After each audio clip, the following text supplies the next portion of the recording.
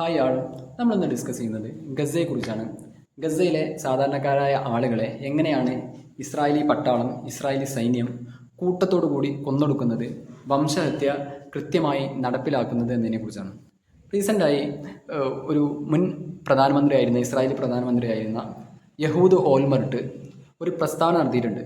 ഗവൺമെൻറ്റിൻ്റെ പിന്തുണയോടുകൂടി, അതായത് ഗവൺമെൻറ്റിൻ്റെ ഒത്താശയോടുകൂടി ഇസ്രായേലി പട്ടാളം ഫലസ്തീനികളെ കൂട്ടത്തോടുകൂടി കൊന്നൊടുക്കുകയാണ് എന്നാണ് അദ്ദേഹം പറയുന്നത്. അപ്പോൾ ഈ ഒരു സാഹചര്യത്തിൽ ഒക്ടോബർ 7 അറ്റാക്കിന് ശേഷം ഫലസ്തീനിൽ എന്തൊക്കെ കാര്യങ്ങളാണ് മാറ്റം ഉണ്ടായതെന്നാണ് നമ്മൾ ഈ ഒരു വീഡിയോയിൽ ഡിസ്കസ് ചെയ്യുന്നത്. അപ്പോൾ പ്രത്യേകം ശ്രദ്ധിക്കുക, ഈ ഒക്ടോബർ 7 അറ്റാക്ക് സത്യത്തിൽ പലരും ഇസ്രായേലിനെ കിട്ടിയ മാരകമായ പ്രഹരമായിട്ടൊക്കെ വിലയിരുത്തുന്നുണ്ട്. എന്നാൽ സത്യത്തിൽ ഒക്ടോബർ 7 അറ്റാക്ക് ഇസ്രായേലിന് കിട്ടിയ ഒരു ഗോൾഡൻ ഓപ്പർച്യൂണിറ്റി ആയിരുന്നു.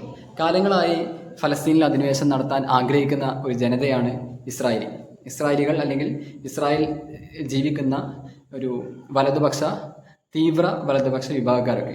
അപ്പോൾ അതിൻ്റെ ഭാഗമായിട്ട് വെസ്റ്റ് ബാങ്കിൽ ഓരോ ദിവസവും ഇല്ലീഗലായിട്ട് ഒരുപാട് കുടിയേറ്റം വ്യാപകമായി നടക്കുന്നുണ്ട്. നടക്കാത്തൊരു റീജിയനായിരുന്നു ഗാസ. അപ്പോൾ ഗാസ കൂടി കൺട്രോളിലാക്കാൻ അവർക്ക് കിട്ടിയ ഏറ്റവും ഒരു നല്ല സുവർണാവസരമായിരുന്നു സത്യത്തിൽ ഗസയിൽ ഹമാസ് നടത്തിയ ഒക്ടോബർ 7 അറ്റാക്ക്. അതിനെ തുടർന്ന് ഒരുപാട് ഭീകരാക്രമണങ്ങളാണ് ഗസയിലുടനീളം ഇസ്രായേൽ നടത്തിയിട്ടുള്ളത്. അപ്പോൾ ഗസയെ നമ്മൾ ഒന്ന് പരിശോധിച്ച് നോക്കുമ്പോൾ ഒരു 20 ലക്ഷത്തോളം, കൃത്യമായി പറഞ്ഞാൽ 28 ലക്ഷം ആളുകൾ ജീവിക്കുന്ന ഒരു കുഞ്ഞു പ്രദേശമാണ്. ലോകത്ത് യുദ്ധം നടക്കുന്നതിന് മുമ്പ് തന്നെ ഹൈ പോപ്പുലേഷൻ ഡെൻസിറ്റി ഉള്ള റീജിയനായിട്ടാണ് ഗസ അറിയപ്പെടുന്നത്. അതായത് എല്ലാവരും ഫ്ലാറ്റ് ലൈഫാണ് അവിടെ ഉള്ളത്. സാധാരണ നമ്മളെ നാട്ടിലൊക്കെ കാണുന്ന പോലെ ഓരോ വീട് സെപ്പറേറ്റ് ഓരോ ആളുകൾക്കും ലഭിക്കുന്ന രൂപത്തിലുള്ള സിസ്റ്റം അവിടെ ഇല്ല. കാരണം അത്രയും ജനവിഭാഗമാണ് കൂട്ടത്തോടു കൂടി താമസിക്കുന്നത്. അതുകൊണ്ട് തന്നെ ഗസയിൽ എവിടെ ബോംബിട്ടാലും ഒരുപാട് ആളുകൾ കൊല ചെയ്യപ്പെടുമെന്നുള്ളത് യാഥാർത്ഥ്യമാണ്. ഈ ഒരു സാഹചര്യത്തിലാണ് യുദ്ധം പൊട്ടിപ്പുറപ്പെടുന്നത്. ആ യുദ്ധത്തിൻ്റെ മറയിൽ ഇസ്രായേലി പട്ടാളം വ്യാപകമായിട്ട് സിവിലിയൻ കേന്ദ്രങ്ങൾ ആക്രമിക്കാൻ തുടങ്ങി. ഹോസ്പിറ്റലുകൾ, വീടുകൾ, സ്കൂളുകൾ, അതുപോലെ ജനങ്ങൾ ഒരുമിച്ച് കൂടുന്ന പ്രധാനപ്പെട്ട അവരുടെ കേന്ദ്രങ്ങളൊക്കെ കൂട്ടത്തോടു കൂടി ബോംബാക്രമണത്തിൽ തകർത്തു.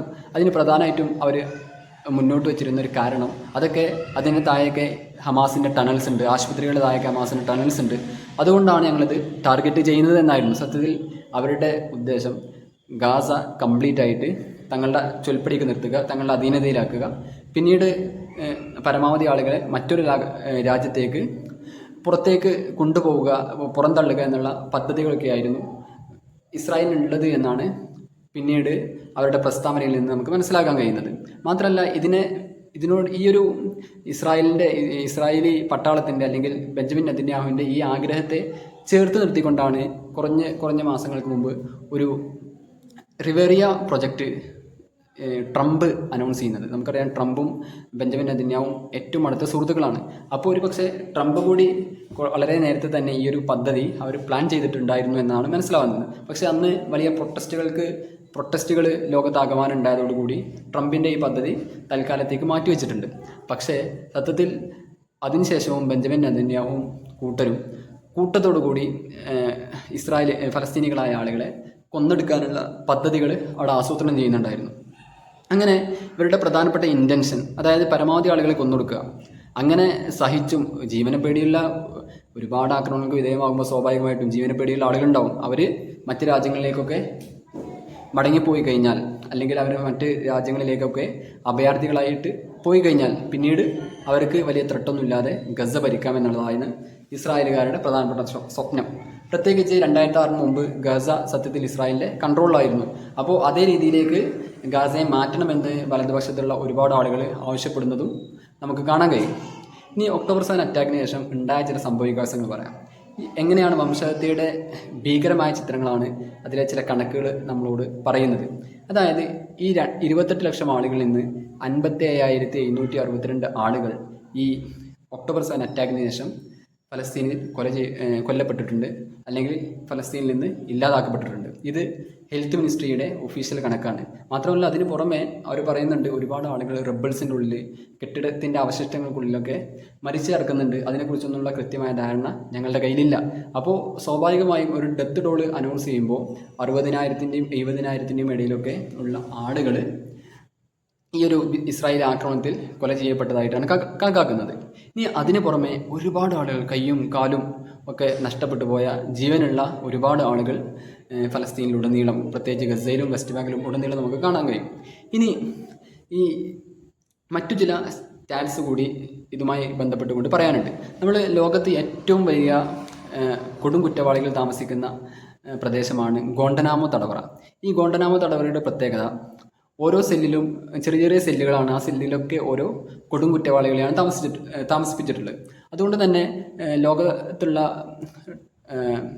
ജയിലുകളിൽ ഏറ്റവും കൂടുതൽ പോപ്പുലേഷൻ ഡെൻസിറ്റി ഉള്ള ഒരു പ്രദേശമായിട്ടാണ് ഗോണ്ടനാമോ തടവറയെ കണക്കാക്കാറുള്ളത്. അതിനേക്കാൾ ഭീകരമാണ് നിലവിൽ ഗസയുടെ അവസ്ഥ എന്നാണ് ലോകത്തുള്ള ഈ രംഗത്തെ വിദഗ്ധരായ ആളുകളൊക്കെ പറയുന്നത്. കാരണം ഗസയിൽ ഇപ്പോൾ 15% സ്ഥലത്ത് മാത്രമാണ് ആളുകൾ താമസിക്കുന്നത്. ബാക്കിയുള്ള എല്ലാ സ്ഥലങ്ങളും 85% സ്ഥലങ്ങളും ഇസ്രായേലി പട്ടാളത്തിൻ്റെ കൈവശമാണുള്ളത്. അതുകൊണ്ട് അവിടെ സ്വൈര്യമായി താമസിക്കാനോ ഷെൽട്ടർ കെട്ടാനോ സ്വാഭാവികമായും ഒരുപാട് തടസ്സങ്ങളുണ്ട്. അപ്പോൾ അവർ ചുരുങ്ങി 15% വരുന്ന സ്ഥലത്താണ് 2 മില്യൺ ജനങ്ങൾ താമസിക്കുന്നത്. അതായത് അവിടെ അൽമവാസിം എന്നുള്ള ഒരു അത്യാവശ്യം ആളുകൾ തിങ്ങിപ്പാർക്കുന്ന ഒരു പ്രദേശമുണ്ട്.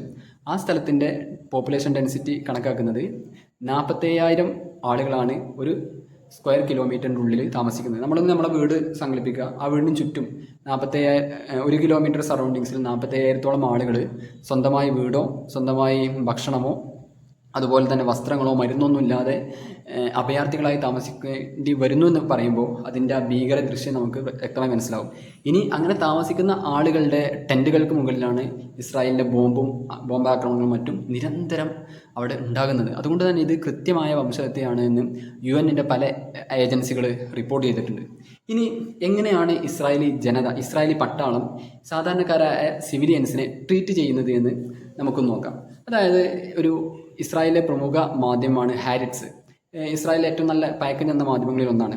അപ്പോൾ ഹാരിറ്റ്സിൽ ഇസ്രായേലി പട്ടാളത്തിൽ ജോലി ചെയ്തിട്ടുള്ള ഒരു പട്ടാളക്കാരൻ തൻ്റെ അനുഭവങ്ങൾ തുറന്നു പറയുന്നുണ്ട്.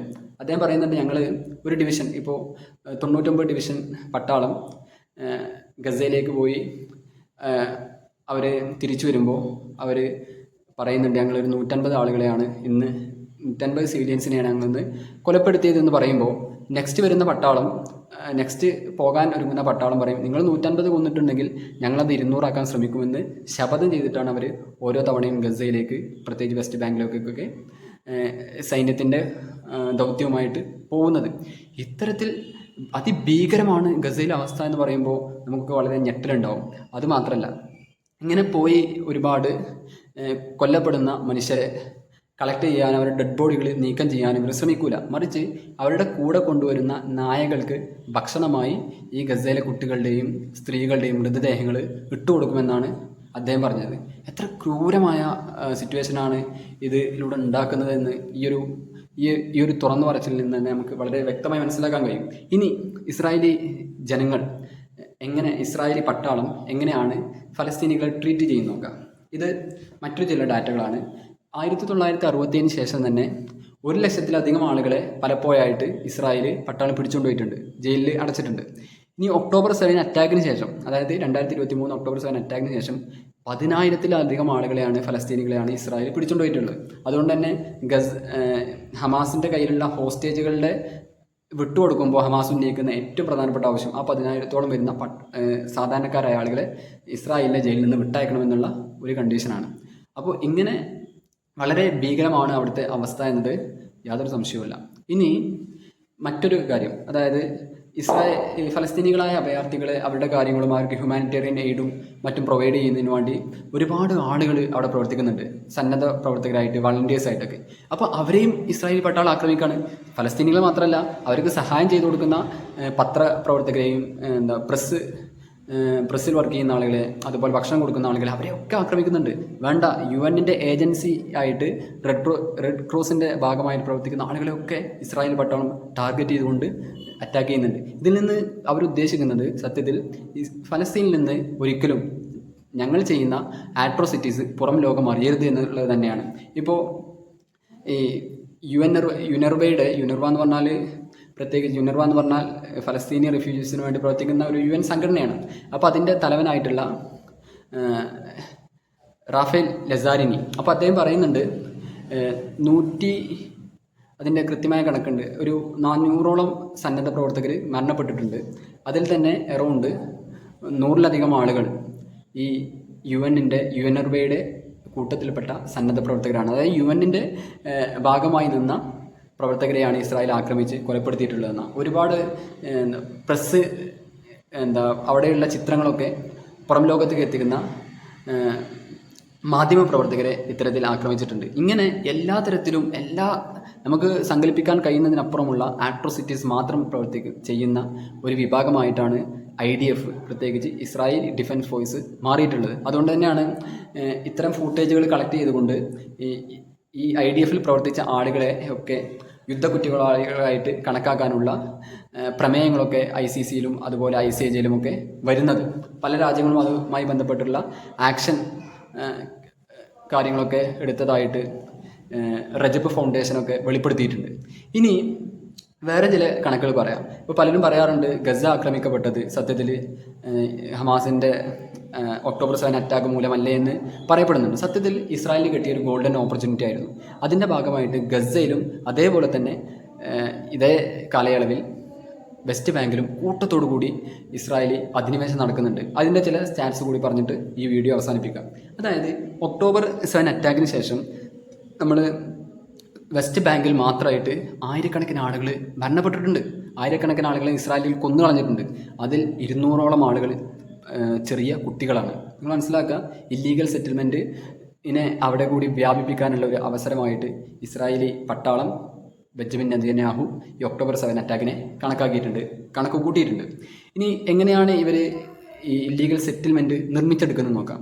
അതായത് ഒരു റെഫ്യൂജി ക്യാമ്പ് അല്ലെങ്കിൽ വെസ്റ്റ് ബാങ്കിലുള്ള ഫലസ്തീനികൾ തിങ്ങി പാർക്കുന്ന ഒരു സ്ഥലം എന്ത് ചെയ്യും, പട്ടാളത്തിൻ്റെ മേൽനോട്ടത്തിൽ ആക്രമിച്ച് കീഴടക്കും. ഇങ്ങനെ ആക്രമിച്ച് കീഴടക്കിയതിന് ശേഷം അവിടെയുള്ള ഫലസ്തീനികളുടെ വീടുകളൊക്കെ പൊളിച്ചു കളയും.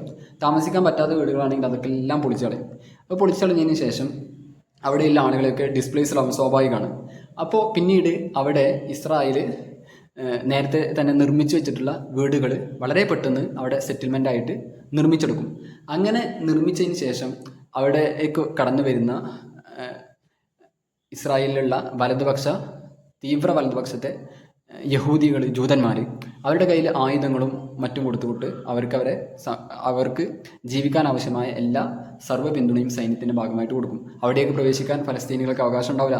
സത്യത്തിൽ ഫലസ്തീനികളുടെ നാടും ഫലസ്തീനികളുടെ വീടുമാണ് അവർക്ക് അവിടെ നിന്നെടുക്കുന്നത്. പക്ഷെ അവിടേക്ക് പിന്നീട് പ്രവേശിക്കാനുള്ള സാഹചര്യം ഫലസ്തീനികൾക്ക് ഉണ്ടാവില്ല. അതുകൊണ്ടാണ് ഈ ഗസയിൽ ഇത്രയും വലിയ ആട്രോസിറ്റീസ് നടന്നതിന് ശേഷവും അവിടെയുള്ള ജനങ്ങളാരും പുറത്തേക്ക് പോകാനോ മൂന്നാമത് മറ്റൊരു രാജ്യത്തേക്ക് ഞങ്ങൾ അഭയാർത്ഥികളായി മാറിക്കോളാമെന്ന് പറയാൻ അവർ തയ്യാറാവാത്തത്. കാരണം അവർ ഇവിടുന്ന് പോയി കഴിഞ്ഞാൽ പിന്നെ അവർക്കൊരു തിരിച്ചുവരവ് ഉണ്ടാവില്ല എന്ന് അവർക്ക് നല്ല ബോധ്യമുണ്ട്.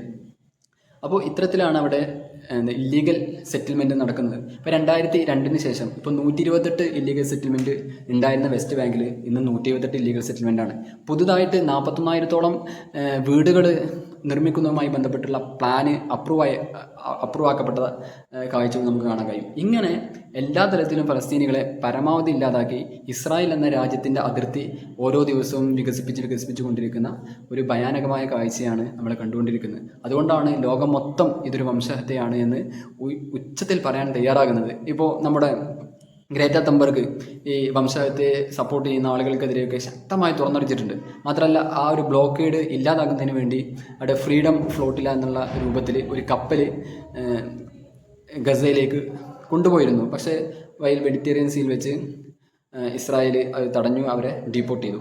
പക്ഷേ ഇങ്ങനെയൊക്കെ നടക്കുമ്പോഴും ലോകമനസാക്ഷി, ലോകത്തുള്ള സാധാരണക്കാരായ ആളുകൾ പ്രൊട്ടസ്റ്റിലൂടെ റാലികൾ നടത്തിക്കൊണ്ട് ഇതിനെതിരെ ശക്തമായി രംഗത്ത് വരുന്നുണ്ട്. പക്ഷേ ഇവിടെ ശ്രദ്ധിക്കേണ്ടതാണ്, ഈ വെസ്റ്റേൺ ഡൊമിനേറ്റഡ് ആയിട്ടുള്ള ഇൻസ്റ്റിറ്റ്യൂഷനാണ് നമ്മുടെ ലോകത്ത് എല്ലായിടങ്ങളിലും ഉള്ളത്. അത് ഫിഫ ആവട്ടെ, ഫുട്ബോളിൻ്റെ ഏറ്റവും മുകളിലുള്ള ഫിഫ ആവട്ടെ, UN ആവട്ടെ, അല്ലെങ്കിൽ അതുമായി ബന്ധപ്പെട്ട സംഘടനകളൊക്കെ ആവട്ടെ, അതിലൊക്കെ വെസ്റ്റേൺ കൾച്ചർ അല്ലെങ്കിൽ വെസ്റ്റേൺ രാജ്യങ്ങൾ ഡൊമിനേറ്റ് ചെയ്യുന്ന ഇൻസ്റ്റിറ്റ്യൂട്ടാണ് ഇത്. അല്ലെങ്കിൽ ഈ കാണുന്ന ഇൻസ്റ്റിറ്റ്യൂട്ടുകളൊക്കെ പ്രത്യേകിച്ച് അമേരിക്കയുടെ ബാക്കപ്പ് ഉണ്ടാവും. അതുകൊണ്ട് തന്നെ ഇത്രയും വലിയൊരു വംശഹത്യ കൺമുന്നിൽ കണ്ടിട്ട് പോലും ഇസ്രായേലിനെതിരെ ഒരു ഉപരോധം കൊണ്ടുവരാനോ അല്ലെങ്കിൽ ഫിഫ പോലെയുള്ള ഇൻസ്റ്റിറ്റ്യൂട്ടിൽ നിന്ന്, അതായത് ഫിഫയിൽ നിന്നൊക്കെ താൽക്കാലികമായിട്ട് ഇസ്രായേലിനെ സസ്പെൻഡ് ചെയ്യാനുള്ള ശ്രമങ്ങളൊന്നും ഇത്രയും കാലമായിട്ട് നടന്നിട്ടില്ല എന്നതാണ് യാഥാർത്ഥ്യം. ഒളിമ്പിക് കമ്മിറ്റിയിൽ നിന്ന് പുറത്താക്കിയിട്ടില്ല. ഇതേ ഒരു സിമിലർ സിറ്റുവേഷൻ നേരത്തെ റഷ്യയിലുണ്ടായിരുന്നു. റഷ്യ ക്രീമിയ പിടിച്ചടക്കുന്ന സന്ദർഭം ലോകത്തുള്ള സർവ്വ വെസ്റ്റേൺ നാഷൻസും അമേരിക്കയും ഒക്കെ അത് വലിയൊരു ഭീകര കുറ്റമായി ചിത്രീകരിച്ചുകൊണ്ട് ഈ റഷ്യയെ, അതൊരു തെറ്റ് തന്നെയാണ്, അനക്സേഷൻ ഒരു തെറ്റ് തന്നെയാണ്. അത് പറയുമ്പോഴും റഷ്യയെ ടോക്കിയോ ഒളിമ്പിക്സിൽ നിന്ന്, പിന്നീട് വന്ന ഒളിമ്പിക്സിൽ നിന്ന് വിലക്കിയിട്ടുണ്ട്, പിന്നീട് നടന്ന വേൾഡ് കപ്പിൽ നിന്ന് ഫിഫ വിലക്കിയിട്ടുണ്ട്. ഇതൊക്കെ അവിടെ ഒന്നും ഇത്തരത്തിലുള്ള വലിയ വംശഹത്യ നടന്നിട്ടില്ല എന്ന് കൂടി മനസ്സിലാക്കണം. അപ്പോഴാണ് ഇന്നും ഫിഫൻ്റെ കീഴിലും അതുപോലെ മറ്റുള്ള ഈ UN കീഴിലുമൊക്കെ ഇന്നും ഇസ്രായേൽ എന്ന് പറയുന്നത് എല്ലാവർക്കും സ്വീകാര്യമായിട്ടുള്ള ഒരു രാജ്യമായി മാറുന്നത്.